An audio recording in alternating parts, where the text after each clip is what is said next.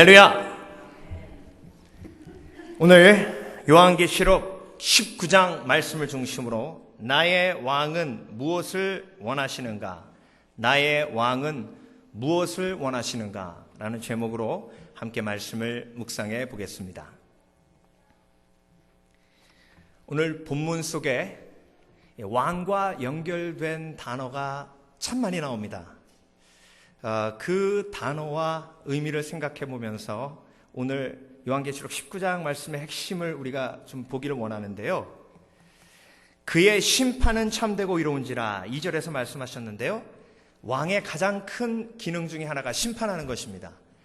솔로몬이 하나님 앞에 지혜를 구할 때에 하나님께 했던 고백이 그겁니다. 하나님, 백성을 잘 심판하기 위해서 나에게 지혜를 주시옵소서. 그래서 왕이 하는 것은 심판입니다. 그래서 왕이 죄인이라 그러면 죄인이고요.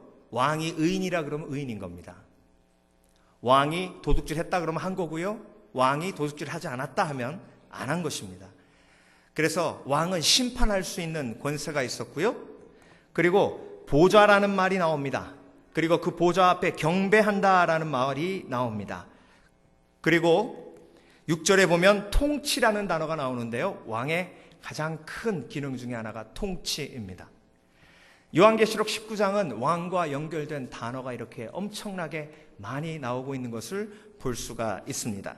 그리고 백마와 백마 탄자의 이야기가 나오는데 백마란 그 군대의 가장 우두머리가 타는 말입니다.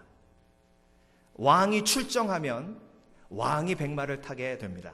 그래서 백마란 왕의 권위를 상징하는 단어입니다. 그리고 16절에 이제 본격적으로 만왕의 왕, 만주의 주라는 이야기가 나오고 있습니다. 요한계시록 18장은 바벨론이 무너진 장입니다. 바벨론이 왜 무너졌습니까? 한마디로 음녀 때문입니다. 음녀, 사단이 바벨론 왕을 조종해서 죄 속에 거하게 했고 바벨론이 죄에 있었기 때문에 무너진 것입니다. 그런데 여러분, 요한계시록을 보면 왕국이 계속해서 무너진 모습을 보여주십니다. 바벨론이 무너졌고 페르시아가 무너졌고 아시리아가 무너졌고 그리고 알렉산더 대왕이 이끌었던 그리스 제국이 무너졌고 로마 제국도 결국 1000년의 역사 후에 무너지게 됩니다. 열왕기상, 열왕기하, 역대상, 역대하를 통해서 보면 우리가 이스라엘의 왕들을 보게 됩니다. 그런데 결국 이스라엘도 어떻게 됐습니까? 721년에 북왕국이 망하고 586년에 남왕국이 바벨론에 망하게 됩니다. 성경은 수없이 많은 왕들이 등장하지만 하나같이 그 왕들이 완전하지 못했고 그리고 결국은 그 왕국들은 모두 망하게 되었습니다. 그러니까 성경에서 가르쳐주는 진리는 무엇입니까? 사람이 다스리는 왕국은 언젠가는 결국 망하게 된다는 것입니다. 심지어 솔로몬의 왕국까지 남왕국, 유다, 북왕국, 이스라엘로 갈라지며 멸망의 길로 가는 것을 보게 됩니다. 자, 그렇다면 여러분, 그 왕국을 우리의 삶에 비유하면 이 사진이 바로 로마 제국을 다스렸던 로마 황제 시저의 왕좌입니다. 로마 제국을 죄악된 인간이 다스렸기에 결국은 그 왕국이 망하게 되었습니다. 그렇다면 내 삶의 보좌에 지금 과연 누가 앉아 있는지를 보면 내 삶이 망할 것인가 안 망할 것인가를 금방 알 수 있습니다. 성경은 영원하신 왕, 완벽하신 왕, 좋으신 왕, 하나님이 다스리지 않으면 바벨론처럼 모두 망하게 된다는 것을 요한계시록 19장에서 우리에게 말씀해주고 계십니다. 그렇다면 여러분, 내 삶의 보좌에 지금 누가 앉아 있는지 돌아보아야 합니다. 결국 이 싸움은 창세기부터 시작이 되었습니다. 뱀이 하와를 찾아와 이렇게 얘기합니다. 하나님께서 정녕 이 실과를 따먹으면 죽는다 하시더냐? 그래, 죽는다 하시더라. 이 선악과를 따먹으면 죽는다 하시더라. 뱀이 이야기합니다. 아니다, 그 말이 틀렸다. 네가 이 실과를 따먹으면 하나님과 같이 되어 네 삶의 보좌에 하나님이 앉는 것이 아니라 네가 앉게 된다. 하나님의 말씀이 틀렸다고 고백하고 하나님을 보좌에서 쫓아내고 네 자신이 그 보좌에 앉아라. 하와가 그렇게 결단하고 선악과를 따먹습니다. 결국 에덴 동산, 즉 하나님이 다스리시는 하나님의 나라에서 쫓겨나게 됩니다. 아담과 하와가 원했던 것은 자기 자신이 그 보좌에 앉아서 자기의 삶을 다스리는 것이었지만 결국은 그 뒤에서 사단이 그들의 삶을 다스리는 것이 되었습니다. 마치 바벨론 왕이 바벨론을 다스리는 것처럼 보이지만 그 뒤에 음녀가 바벨론을 다스리는 것 같이 그런 원리가 되는 것입니다.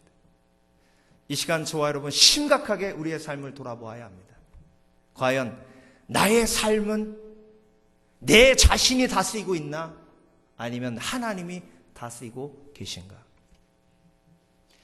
죄인은요, 고르는 은사는 있어가지고요, 이렇게 질문하면 당연히 하나님이 다스리는 하나님 보좌에 하나님이 앉아 계시지. 나는 예수 믿는 그리스도이니까. 그렇다면 증명을 해야 되지 않겠습니까? 하나님이 내 삶을 다스리고 계신다는 것을 증명해야 되지 않겠습니까? 만약에 내가 그리스도인이라 말하면서도 하나님이 내 삶을 다스리지 않고 내가 내 삶을 다스리고 있다면 오늘 회개해야 될 줄 믿습니다. 왜? 내가 나를 다스리면, 인간이 왕국을 다스리면 결국 어떻게 된다고요? 그 왕국은 망하게 되어 있습니다.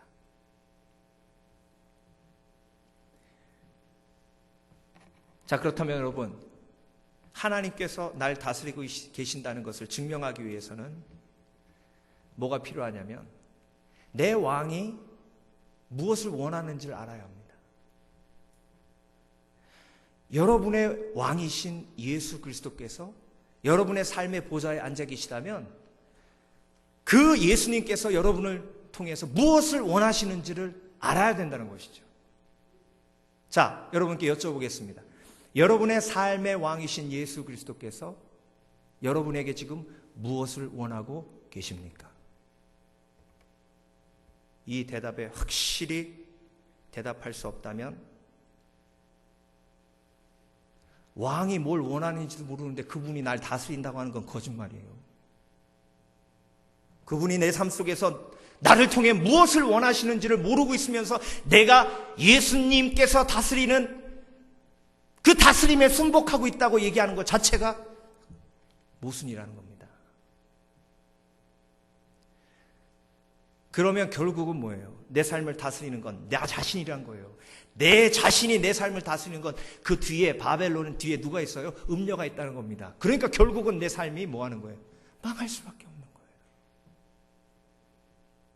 그래서 여러분, 오늘 이 시간 심각하게 내 삶을 돌아보아야 될 줄 믿습니다. 나는 과연 예수 그리스도를 내 삶의 왕으로 인정하고 그분이 나의 삶을 통해서 무엇을 하기 원하시는지 그 원하시는 것을 올바로 깨닫고 알고 있는가? 그래서 요한계시록 19장은 왕이 우리에게 원하시는 세 가지를 환상을 통해서 요한에게 보여주신 내용이 기록되어 있습니다. 그렇다면 여러분, 나를 다스리고 계시는 나의 왕 하나님께서는 과연 나에게 무엇을 원하시는지 요한계시록 19장을 통해서 함께 묵상해 보기 원합니다. 첫 번째, 나의 왕은 무엇을 원하시는가? 좋으신 나의 왕은 결혼을 원하십니다. 굉장히 뜬금없죠? 이게 무슨 얘기일까요? 오늘 본문에 나와 있는 내용입니다. 또 내가 들으니 허다한 무리의 음성도 같고 많은 물소리도 같고 큰 뇌성도 같아서 가로되 할렐루야, 주 우리 하나님 곧 전능하신 이가 통치하시도다. 그래서 여러분, 하나님의 통치는요, 이렇게 큰 뇌성과도 같고 그리고 많은 물소리와도 같은 명확한 다스림이심을 믿으시길 주의 이름으로 축원합니다. 그러니까 아이고 하나님, 아이고 목사님, 나는요 하나님이 나한테 뭘 원하시는지 모르겠어요. 아니 뭘 얘기를 해주시고 그리고 뭔가 이렇게 확실하게 보여주시는가 해야지. 아이고 잘 모르겠어요. 그 말이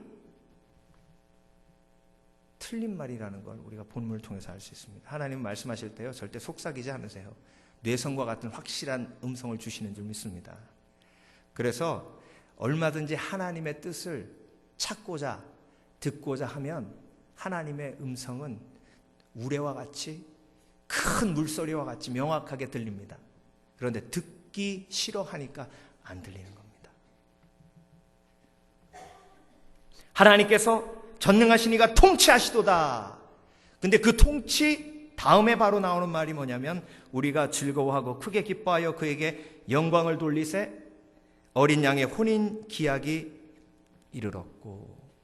자, 하나님이 보좌에서 다스리신다는 이야기가 앞부분에 쭉 나오다가 갑자기 어린 양의 혼인 기약이 이르렀다는 말이 나옵니다.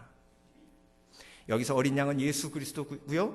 그리고 그 아내가 예비되었다. 그 아내는 하나님의 교회입니다. 하나님의 교회 바로 저와 여러분입니다.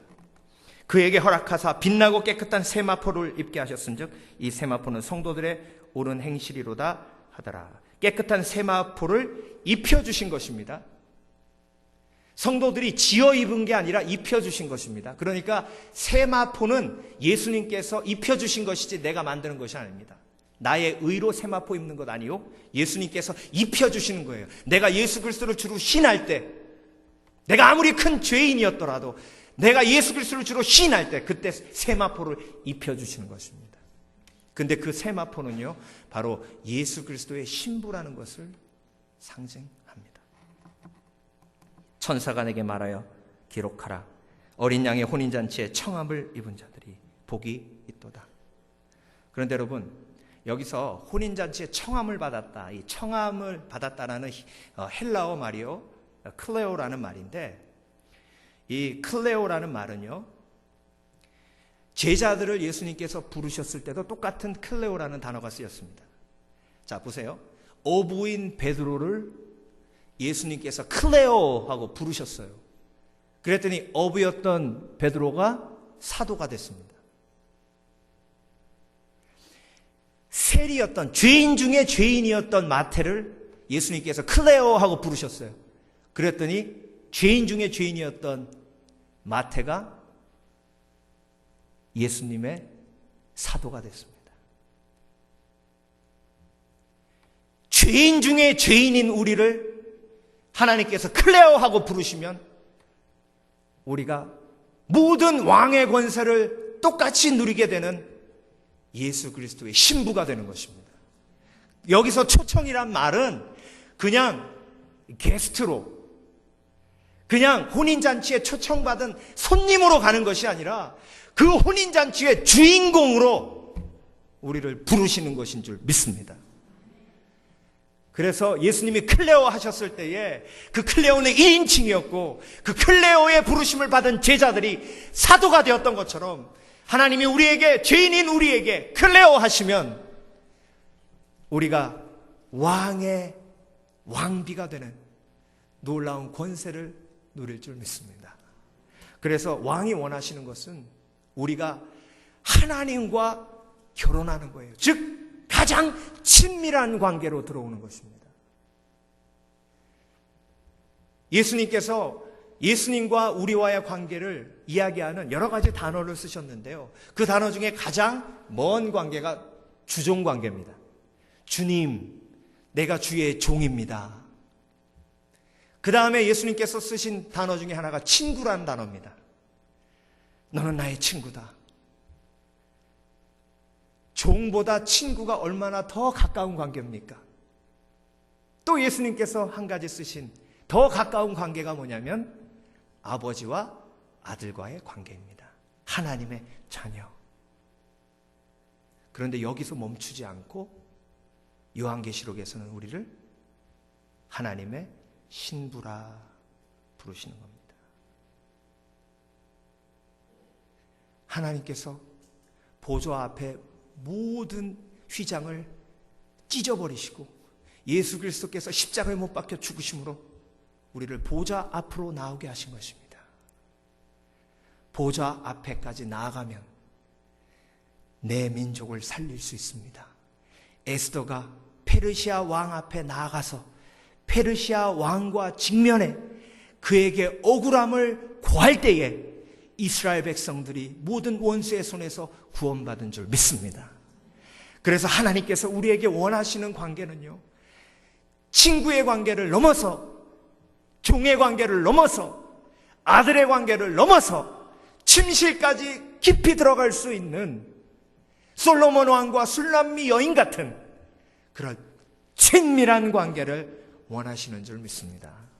나의 왕이 원하시는 것은 내가 죄인으로 그냥 끝나는 것이 아니라 죄인이고 이방 여인이었던 술람미 여인이 솔로몬의 아내가 되므로 왕비의 권세를 누리고 왕비의 존귀함을 누렸던 것처럼 하나님께서 우리가 신부의 어린 양이 되므로, 어린 양의 신부가 되므로 하나님이 우리에게 예비하신 놀라운 권세와 능력을 누리기를 원하시는 것입니다. 그래서 그 친밀한 관계로 우리를 부르시는 것이에요. 사람은요, 가까이 가면 갈수록 실망합니다. 그래서 사실 사람과의 관계 속에서는요, 바운주리가 필요해요. 부부 관계 속에서도 바운주리가 필요합니다. 왜? 가까이 다가가면 다가갈수록 죄인은 고슴도치기 때문에 서로 찔러요, 아파요. 그래서 가까이 다가가는 것이 두려워집니다. 그래서 인생을 살면 살수록 사람 가까이 가는 것이 두려워지기 마련입니다. 그래서 여러분, 이런 버릇 때문에 하나님께 가까이 가는 것조차 두려워하는 많은 신앙인들이 있습니다. 왜? 교회에서 열심히 일해보니까 남는 건 상처밖에 없거든요. 여러분, 하나님께 가까이 간다는 것은 일을 열심히 한다는 게 아닙니다. 하나님께 가까이 간다는 것은 그분의 사랑을 체험하고 경험하고 누리는 것을 의미합니다. 한경직 목사님 살아계실 때요, 어떤 권사님이 간증하시는데, 동방의 성자라고 불리시는 분 아닙니까? 그렇죠? 전 그분의 삶을 보면 우리 기독교 역사상 그런 분이 있었다는 것에 대해서 굉장히 자부심을 느끼고, 또 한편 목사로서 나는 그분 100분의 1만 쫓아가도 참 축복된 목사가 되겠다는 생각이 들 정도입니다. 근데 그 권사님이 목사님과 가까이 가면 갈수록 더 하나님의 크신 은혜가 그 속에 있다는 것을 체험하게 된다는 거예요. 한 번은 남한산성에 계속해서 기도하러 올라가시는데 겨울에 호껍데기 같은 그런 잠바를 입고 올라오셔서 권사님이 그때 당시에 제일 좋은 오리털 파카를 사드렸대요. 그러면서 목사님이 감기 드시면 전 성도가 마음 아파합니다. 예수님도 마음 아프실 거예요. 꼭 이거 입으시고 감기 들지 마세요. 한경영 목사님이 좀 호리호리 하시고 그러시거든요. 그때 목사님이 네 그러시대요. 근데 그 권사님이 이제나 입으실까 저제나 입으실까 그래도 안 입으시더래요. 그런데 얼마 있다가 교회 코너를 도는데 거지 한 명이 앉아있는데 자기가 사준 브리털 파카를 입고 따뜻하게 구걸을 하고 있더랍니다. 거기서 눈물이 막 흐르는 거예요. 내 오리털 파카 아깝다 이게 아니라 참 예수님 같은 분이구나. 그래서 제가 이 캘리포니아에는 오리털 파카 사줄 일이 없어서 저도 한번 따라 해보고 싶지만, 여러분 이렇게 사람 가까이 가면 갈수록 예수님의 향기가 나는 사람은 별로 없습니다. 근데 중요한 건 예수님 같은 분 가까이 가도 그렇게 성령 충만해지고 은혜가 넘쳐나는데, 우리가 하나님께 가까이 가면 갈수록 얼마나 더 큰 은혜가 있겠습니까? 그분의 놀라운 사랑에 의해서 내가 감격하고 또 감격하고 또 감격할 수밖에 없는 거예요. 어떤 집사님이 저한테, 목사님, 저는 하나님이 저를 사랑하시는지 정말 모르겠습니다. 목사님이 생각나시는 대로 종이에다가 하나님이 어떻게, 왜 날 사랑하시는지를 다 적어주시면 제가 그걸 보고 외우겠습니다. 근데 저는 그 말씀이요, 그 고백과 그 마음의 태도가 정말 너무 귀한 거예요. 어떻게든 하나님께 가까이 가고자 하는 열정이 그 속에 있는 거예요. 어떻게 하면 좀 하나님 앞에 가까이 갈까 하는 그 열정이 그 속에 있는 거예요. 제가 그래서 어떻게 적어드릴 것도 필요가 없고, 제가 성경 공부 시간마다 하나님이 집사님을 얼마나 사랑하시는지를 제가 얘기할 테니까 그때마다 아멘 하십시오. 다른 거 다 필요 없고요. 여기에 여러분하고 똑같은 사람이 안 앉아 있는 것만으로도 하나님의 사랑이 넘치고 넘치고 넘치는 겁니다. 얼마나 하나님이 여러분을 사랑하셨으면 완전 스페셜 올리 원으로 지으셨겠습니까? 요 설교를 제가 주일학교에서 했더니 어떤 학생이 손을 들고, 목사님, 쌍둥이는요? 그러더라고요. 그래서 참 너 생각이 있구나. 쌍둥이도 지문은 다르단다. 그랬더니 예. 여러분, 하나님이 얼마나 저와 여러분을 사랑하셨으면요, 커스텀 메이드도 그런 커스텀 메이드가 없습니다. 얼마나 세밀하냐면요, 이 손금조차도 이렇게, 이걸 다 조각칼로 이렇게 그렇게 그리신다고 생각을 해보세요. 여러분, 하나님의 사랑을 묵상하면 묵상할수록 그 하나님의 사랑에 푹 빠지게 되는 줄 믿습니다. 그래서 여러분, 하나님은요, 우리의 왕이신 하나님은 우리를 다스리시는데, 첫 번째로 다스릴 때 우리에게 원하시는 건 가까이 오라는 거예요. 가까이 오라. 가까이 오라. 예수님의 12제자 중에 예수님 품에 푹 안겼던 제자는 요한밖에 없잖아요. 그게 너무나 자랑스러워서 자기가 요한복음을 쓰면서 예수님의 사랑하시는 제자라고 자기 자신을 부르면서 품에 기대었더라, 이렇게 쓰지 않습니까? 그거 읽으시면서 그런 소망이 있으시길 주의 이름으로 축원합니다. 나도 주님 품에 푹 안기리라. 그래서 그분의 숨결을 느끼리라. 그분이 나를 얼마나 사랑하는지 내가 경험하리라. 내가 신부의 축복을 누리리라. 그래서 절대 하나님의 사랑을 의심하는 어리석은 삶이 되지 않으리라. 두 번째, 나의 왕은 나에게 무엇을 원하시는가? 좋으신 나의 왕은 동역을 원하십니다. 그 눈이 불꽃 같고 그 머리에 많은 면류관이 있고 또 이름 쓴 것이 하나가 있으니 자기밖에 아는 자가 없고 또 그가 피 뿌린 옷을 입었는데 그 이름은 하나님의 말씀이라 칭하더라. 하늘에 있는 군대들이 희고 깨끗한 세마포를 입고 백마를 타고 그를 따르더라. 그렇다면 세마포를 입은 예수 그리스도의 신부들이 14절에는 예수 그리스도의 군대로 표현되고 있습니다. 그러니까 나의 왕이신 하나님께서 내가 신부와 같이 친밀하게 하나님 앞에 나아가 그 사랑을 체험하고 경험하기 원하시고, 또 한편으로 우리가 하나님의 군대가 되기 원하시는 겁니다. 그런데 하나님의 군대는요, 예수님께서 왕과 같은 권세로 백마를 태워주신다는 겁니다. 하늘에 있는 군대들이 희고 깨끗한 세마포를 입고 백마를 타고 그를 따르더라. 그래서 여러분, 나의 왕은 나와 동역하기 원하십니다. 나를 쓰기 원하십니다. 그래서 나를 통해 일하기 원하시는 분이십니다. 나에게 그냥 나아가서 일하라고 하신 것이 아니라 백마를 태워주시는 거예요. 왕과 같은 권세를 주시고, 성령이 임하시면 권능을 받고, 성령이 임하시면 권능을 받고, 그래서 우리에게 백마를 태우시는 하나님께서 함께 일하기 원하시는 것입니다. 그래서 나의 왕, 나의 하나님이 원하시는 것이 함께 주님과 동역하기 원하고 일하기 원하시는 것이기에 나는 오늘도 그 어명에 순종하여 주를 위해 헌신하며 도구가 된 삶을 살고 있는 것입니다.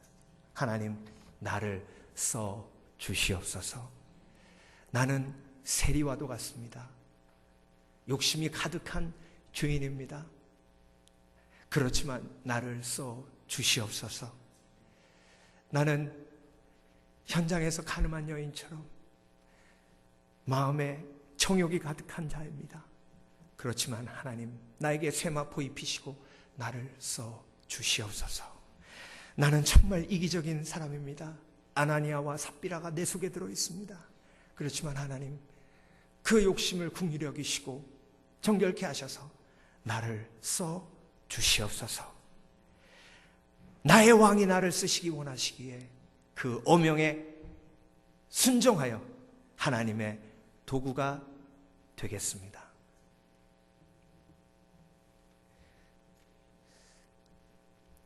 이 춘천에 가면요, 한마음교회라는 교회가 있어요. 우리 침례교단의 교회인데요, 그 교회에 김예진이라는 자매님이 있는데, 이 자매님이 목사님께서 특별하게 한번 간증을 해라. 그래서 그 간증을 한 내용이 저에게도 입수가 됐습니다. 근데 이 친구가 무당이었어요. 근데 무당이 되는 과정을 쭉 들어보니까요, 어렸을 때부터 귀신이 계속 보였대요. 그러니까 귀신이 계속 보이니까 사람들한테 얘기해도 안 믿는 거예요. 그러니까 귀신을 친구 삼아 그렇게 지낸 거예요. 그런데 하루는 귀신이 찾아와서 이제 때가 되었다. 네가 신내림을 받아야 된다. 그렇지 않으면 내가 내 가족을 치겠다. 너무 두려운 거예요. 그래서 싫어요, 싫어요, 싫어요. 계속 싫어요, 싫어요, 싫어요. 그런데 동생이 아파오고 엄마가 쓰러지고 그러니까 할 수 있습니까? 그래서 내림굿을 받습니다. 대한민국에서 제일 유명하다는 무당을 찾아가서 내림굿을 받는데요. 그 과정이요, 목욕 재개하고, 그리고 한 달 동안 또 음식도 그렇게 아무렇게나 못 먹게 한답니다. 마치 삼손 나시린처럼요, 그렇게 준비를 시켜요. 그리고 가족들 깨끗한 옷 입고 옆에 쓰게 하고요. 그리고 그 무당이 마치 찬양하듯이 내림굿 하는데 신이 임했는데 자기 할머니 신이 임했대. 그걸 무당들 사이에 몸주라고 한답니다. 주라는 말이 뭐예요? 주인이란 얘기죠. 그러니까 귀신이 내 몸에 임해서 귀신이 나의 주인이 된 겁니다. 그래서 그때부터 귀신이 시키는 대로 해야 된다는 거예요. 귀신이 금식하라 그러면 금식하고, 누가 찾아와서 뭘 물어보면 귀신이 얘기해 주는 대로 대답해야 되고, 귀신이 시키는 대로 안 하면 어떻게 된다고요? 몸이 아프거나 혀가 꼬이거나.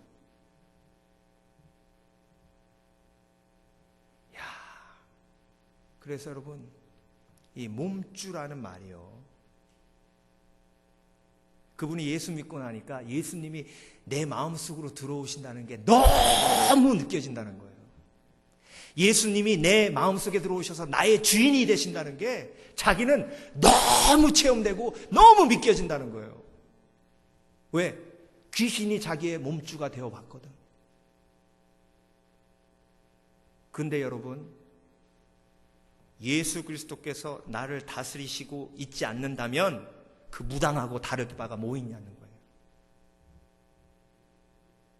예수님이 내 삶의 주인이 돼서 너 가서 복음 전해라, 너 이 시간 예배해라, 너 이 시간 기도해라 라고 순종하지 않는다면 귀신을 몸주로 모시고 있는 그 무당하고 뭐가 다를까 있냐는 거예요.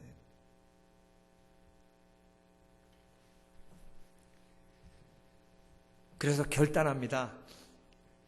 어렸을 때 나갔던 교회를 생각하며 자기를 전도한 그 사람의 손을 잡고 교회에 가서 예수님 내 속에 들어오셔서 나의 주인이 되시고 이 몸속에 더러운 몸주가 떠나가게 해 주시옵소서. 그런데 예수님이 주인으로 임하셔서 그 더러운 귀신이 떠나간 줄 믿습니다. 그래서 변화돼서 굿 안 해도 안 아프고 귀신이 시키는 대로 안 해도 예수님이 시키시는 대로만 하면 삶이 온전하다는 거예요. 그러면서 그 자매가 뭐라 했는지 아십니까? 자기가 예수님을 영접하는 그 시간에 너무 황송했던 건 뭐냐면 귀신을 불러들이는 내림굿 할 때도 목욕 재개하고 정말 정결하게 그렇게 정성을 다해서 하는데 성령이 임할 때는 더 크게 해야 되지 않겠냐는 거예요. 그 말 맞는 말 아닙니까, 여러분? 그런데 성령께서 우리 마음속에 임하셔서 예수 그리스도가 우리의 마음 문을 열고 내 속에 들어와 나와 더불어 먹고 나와 함께 사신다면 그분이 그냥 친구가 아니라 나의 주, 나의 왕이시라는 거예요. 그분이 다스리시는 대로 내가 아멘하고 순종해야 될 줄 믿습니다. 그럴 때 동역이라는 게 일어나는 거예요. 그래서요, 하나님께서 사도 바울을 쓰십니다. 그 예수 그리스도를 핍박했던 그 사람을 사용하셔서 신약 성경 반 이상을 쓰지 않으십니까? 저와 여러분, 우리가 죄가 크면 클수록 더 크신 하나님의 임재가, 은혜가 임할 줄 믿습니다. 하나님께서 나를 통해 놀라운 일을 하실 줄 믿습니다. 그 기대를 가지시는 저와 여러분 되시길 주의 이름으로 축원합니다. 그래서 나의 왕이 원하시는 건 나를 동역자로 세우시고 나를 쓰기 원하신다는 거예요. 마지막, 좋으신 나의 왕은 함께 승리하길 원하십니다. 오늘 본문 끝부분에 보면 왕들의 고기와 장구들의 고기와 장사들의 고기와 말들과 그 탄 자들의 고기와 자유한 자들이나 종들이나 물은 데서 하고 모든 자의 고기를 먹으라 하더라. 싸움에서 이기면요, 여러분 드라마 보셨을 때도 이런 장면이 나오죠. 어느 성을 공격하라 그래가지고 성을 함락한 다음에 그 장군이 베푸는 게 뭡니까? 술과 고기 아닙니까? 술과 고기를 먹을 수 있는 사람은 함께 싸운 사람, 함께 그 승리의 주인공이 된 사람입니다. 그래서 여러분, 사실 이 예배는요, 승리의 잔치입니다. 내가 일주일 동안 예수 그리스도와 함께 승리했기에 이 자리에 앉아 있는 줄 믿습니다. 내가 일주일 동안 믿음 까먹었으면요, 이 자리에 못 앉아요. 예배에 앉아 있다는 것 자체가 삶이 승리하고 있다는 것인 줄 믿습니다. 내가 일주일 동안 믿음을 까먹지 않았기에, 내가 의심을 이겼기에, 내가 이 자리에 앉아 있기에 예배 자체는요, 사실 승리입니다. 그래서 예배를 멈추지 않는 사람은 승리하는 사람입니다. 그런데 꼭 기억해야 할 건, 내가 예배를 멈춘다는 것은 내가 지고 있다는 걸 의미합니다. 물론 예수 그리스도가 끝까지 승리하시겠지만, 그렇지만 그 승리하는 과정 속에 내가 지는 사람이 되지는 말아야 되지 않겠습니까, 여러분? 그래서 하나님께서는 나와 함께 승리하기를 원하시는 거죠. 짐승이 잡히고 그 앞에서 이적을 행하던 거짓 선지자도 함께 잡혔으니 이는 짐승의 표를 받고 그의 우상에게 경배하던 자들을 이적으로 미혹하던 자라. 이 둘이 산채로 유황불 붙는 못에 던지우고.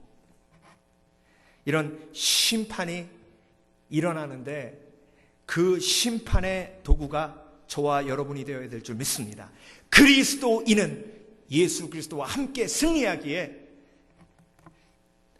그 나머지는 말탄 자의 입으로 나오는 검의 죽음에 모든 새가 그 고기로 배불리 우더라. 그래서 여러분, 이렇게 우리가 나의 왕이 나에게 원하시는 것은 함께 승리하기를 원하시는 거예요. 인생이요, 결국은 끝이 중요한 거 아닙니까? 백설공주 이야기가 왜 지금까지 계속해서 아이들에게 읽혀지고 있습니까? 공주와 왕자가 아주 행복하게 영원히 살았더라. 그러니까 백설공주가 계속 읽혀지는 거 아닙니까? 거기 끝을요, 둘이 처음에는 좋다가 나중엔 대판 싸우고 헤어졌더라. 이러면요, 그 이야기 거기서 절대로 지금까지 오지 못합니다. 해피엔딩이니까 스토리가 영원한 거예요. 근데 사실 다 뻥 아닙니까? 그 지옥 갔는지 천국 갔는지 누가 알아요? 백설공주가 천국 갔더라 이 말 없잖아요. 왕자가 천국 갔더라 이 말 없잖아요. 사실 인생을 마감하는 그 한 단어, 그 인생이 승리했느냐 승리하지 않았느냐는 그 인생이 얼마만큼 돈을 많이 벌었고 얼마만큼 많은 업적을 남겼고 얼마만큼 사람들에게 인정받았는지가 중요하지 않다는 거예요. 십자가에서 예수 그리스도가 승리하신 것처럼 십자가의 은혜로 영생을 취하지 않으면 그 인생은 승리했다 할 수 없는 겁니다. 그래서 여러분, 예수님께서 우리와 함께 승리하기 원하시는데 영원한 왕이 우리를 다스리시면서 그 승리를 보장해 주신다는 겁니다. 그런데 하나님이 우리를 다스리지 않고 내가 내 자신의 삶을 다스리면 그건 100이면 100 다 망합니다. 예외가 없어요. 여러분, 역사를 통해서 보세요. 영원한 왕국은 없습니다. 이 미국이 건국된 지 얼마나 됐습니까? 로마 제국은 1000년 갔습니다. 이 미국이란 나라도 하나님께서 다스리지 않으면 영원하지 않습니다. 대한민국이 건국된 지 얼마나 됐습니까? 조선 왕조 500년. 모든 왕국은 끝이 있었습니다. 왜? 인간이 다스리기 때문에 끝이 있는 겁니다. 그런데 영원으로 나아가는 것은 하나님께서 내 삶을 다스려야 하는 것입니다. 그래서 여러분, 성경은 우리에게 어명이요 하시면 무릎 꿇고 어명 받들겠나이다. 사약으로 보이는 잔이 나에게 쥐어줘도 여러분 정말 멋지지 않습니까? 사약이 내리는데도 그 사약 앞에 딱 인사하고 무릎 딱 꿇고 장희빈만 빼고 신하가 성은이 만극하나이다 그러고 벌컥벌컥 엑 하고 넘어지잖아요. 그게 어명입니다. 하나님께서 나에게 원하시는 것 3가지를 오늘 함께 나눴습니다. 첫 번째, 결혼하기 원하십니다. 아멘. 두 번째, 동역하기 원하십니다. 세 번째, 승리하기 원하십니다. 어제 한 집사님이 전화하셔서요, 목사님 꼭 이분을 위해 기도해 주십시오. 이분이 지금 멀리에 있어서 옆에 목회자가 없어서 기도해 줄 사람이 없다는데 이분이 전화하시면 목사님 꼭 이분 위해 기도해 주십시오. 그분이 누굽니까? 그랬더니 지금 실명의 아픔을 겪고 있는 분입니다. 눈이 조금씩 안 보이더니 이제는 완전히 안 보인다.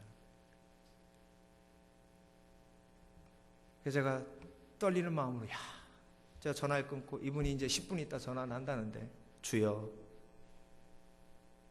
제가 이 어리석은 인간의 입으로 어떻게 위로하겠습니까? 혹시 그 마음에 목사님은 눈이 잘 보이시니까 그렇게 얘기하시죠. 이런 생각이 들면 오히려 상처 입히는 거 아니겠습니까? 그런데 성령께서 승리를 선포하라. 승리를 선포하라. 그래서 전화가 왔길래 집사님, 눈이 안 보이는 게 실패입니까? 눈이 안 보여도 예수 그리스도는 십자가에서 이미 승리하셨습니다. 그래서 승리하신 예수님 바라보며 앞으로 집사님을 그 고난을 이기게 하시고 어떻게 쓰실지 그 하나님의 계획을 기대하십시오. 선포합니다. 그리고 제가 한 가지 권면드리는 게 뭐냐면요, 집사님 곁에 집사님을 위해 기도하는 공동체가 있습니까? 없대요.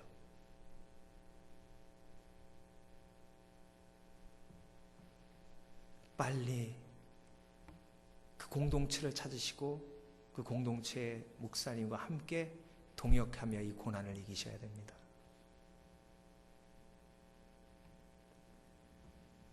예수님께서 원하시는 것이 바로 그겁니다. 예수님은 교회를 통해서 일하시고 공동체를 통해서 일하십니다. 여러분 입장을 한번 바꿔놓고 생각해 보십시오. 여러분이 그런 상황에 빠졌을 때 이 공동체가 함께 여러분을 위해 기도할 겁니다. 그래서 여러분, 공동체의 기능을 상실한 교회는 사실 더 이상 교회라고 볼 수 없습니다. 그 한 명의 기도 제목과 아픔을 품고 함께 공동체가 기도할 수 없다면 그 공동체는 더 이상 예수 그리스도의 몸의 역할을 감당한다고 볼 수 없습니다. 그래서 여러분, 우리는 함께 승리하는 겁니다. 할렐루야. 그래서 예수님이 승리하시면 우리도 함께 승리하는 겁니다. 관중석에요, 여러분 다 앉아있고 저 혼자 링에 올라가가지고 저 혼자 싸우면요, 제가 이기면 이겼다, 우리 팀 이겼다, 끝이에요. 근데 다 얻어 터지고 나는 피 질질 흘리고 나머지는 다 관중석에 있고, 그거 주님이 원하시는 공동체의 모습 아닙니다. 다 경기장 밑으로 내려와야 될 줄 믿습니다. 그래야 승리하면 다 같이 승리하는 것이지, 관중은요, 나 다음부터 저 사람 응원 안 해, 그러면 끝이에요. 우리 에콰도르 선교하는 것도 마찬가지입니다. 우리 전교인이 다 동참해야 될 줄 믿습니다. 그래야 그곳에 교회가 세워질 때 함께 기뻐하지, 만약에 내가 그 공동체에 함께 비전과 꿈에 동참하지 않고 그냥 강 건너 불 구경하듯이 하면요, 에콰도르에 교회가 세워졌을 때 아이고 뭐 세워졌나 보다 이러고 끝이에요. 여러분, 하나님은 다스리시는데 그 하나님의 다스림의 특징이 뭐냐면 함께 승리하기 원하신다는 겁니다. 그래서 여러분, 모두가 함께 동참해야 될 줄 믿습니다. 그래서 오늘 요한계시록 19장 말씀, 나의 왕은 누구신가? 나의 왕이 무엇을 원하시는가? 그것에 온전히 대답할 수 있다면 이제 나의 삶은 주님이 온전히 다스리고 계시는 것입니다. 기도하겠습니다.